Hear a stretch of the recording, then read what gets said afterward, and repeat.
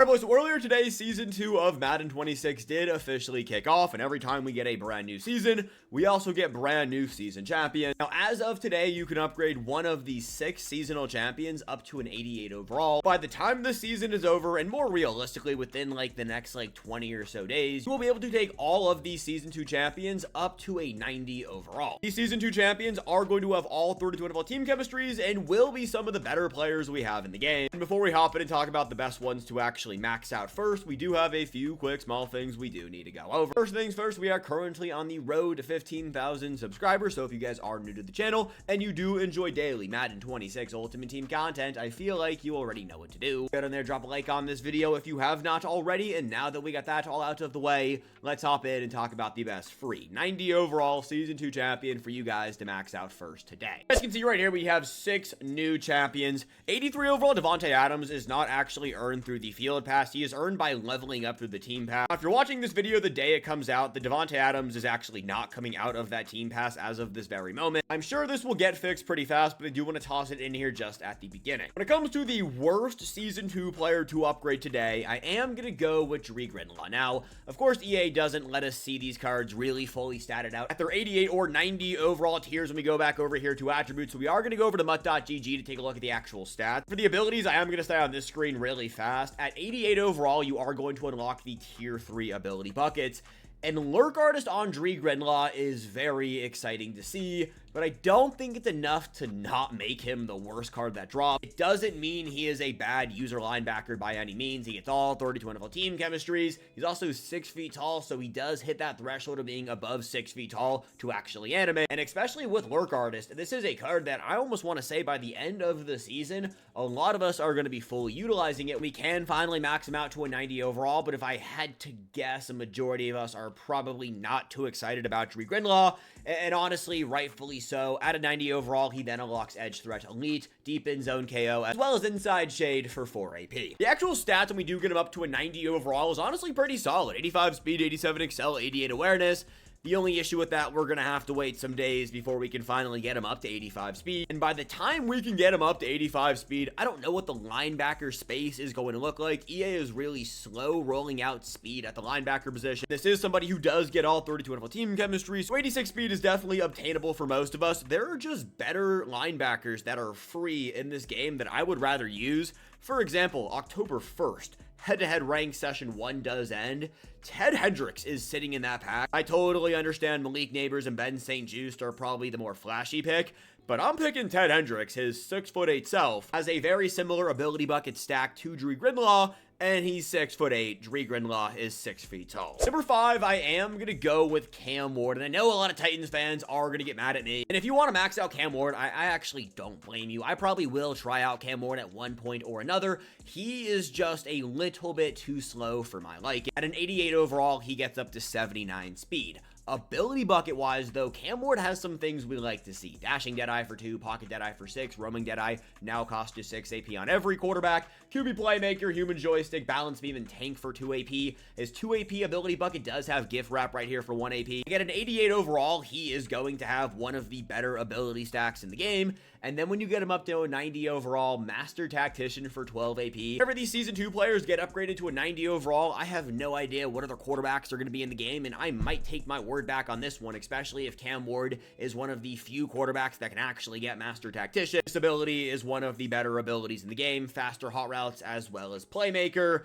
Playmakers right now in this game are a very good time. Speed on Cam Ward is just not something I'm willing to look past. His throwing stats though are all fantastic. He's got 93 throw power at a 90 overall, 81 speed, 84 excel. It's not bad. It definitely could be a little bit better, but throwing accuracies is special. 93 throw power, 91 short, 89 medium, 86 deep, 88 throw under pressure, 89 play action pass. He has those top tier throwing stats we love to see on a quarterback. It's just for me personally right now, I just don't really see the need to max out Cam Ward, especially if you already have a season 1 Jalen Hurts. I'm going to keep rocking out with that card until he becomes outdated. Number 4 and number 3, you can flip these two cards up and I won't argue one bit. I'm going to have Jonathan Allen coming in at number 4. Now, I'm going to tell you guys for my personal team, I'm picking Jonathan Allen as my second player to upgrade, but that is because my theme team desperately needs defensive tackle help. We'll get to why I have somebody in front of him here in a second. When you fully max him out to a 90 overall, he is going to be very good. good. The only stat issue I have with this card is his speed. It's 70 speed. It could be better, but it's Jonathan Allen. He's not a speed demon to begin with.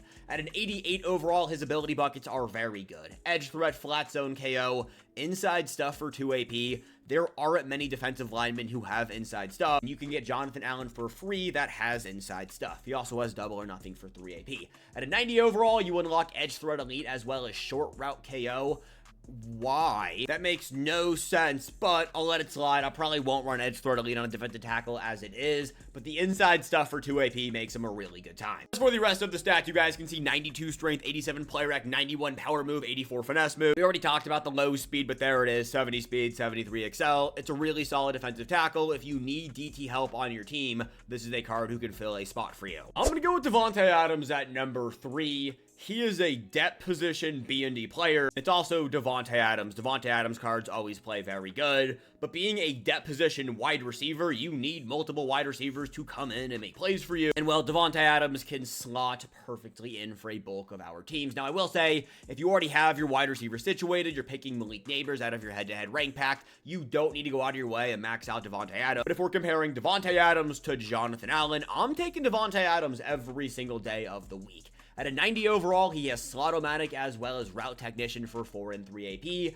But at an 88 overall, he has Tank, Human Joystick, Balance Beam, Third Down Threat, Backyard Wide Receiver, and Grab and Go. Just a significantly better stack than anything Jonathan Allen was offering us. Yes, he is one of few defensive tackles, and maybe the only defensive tackle, and I'm thinking about it, to have inside stuff. But Tank, Human Joystick, Balance Beam on a wide receiver, I'm taking that every day of the week. 3 AP evasive, honorary lineman, mid and elite for 2 AP. This is a top tier wide receiver. When you look at the actual maxed out stats, 89 speed, 89 excel might not seem like it's game breaking for you. One, we have realistic stats in the game. Davante Adams was never known for his speed, but they have all 32 team chemistry, so you can easily chem him up to a 90 speed wide receiver pretty easy on any 20 out of 20 team.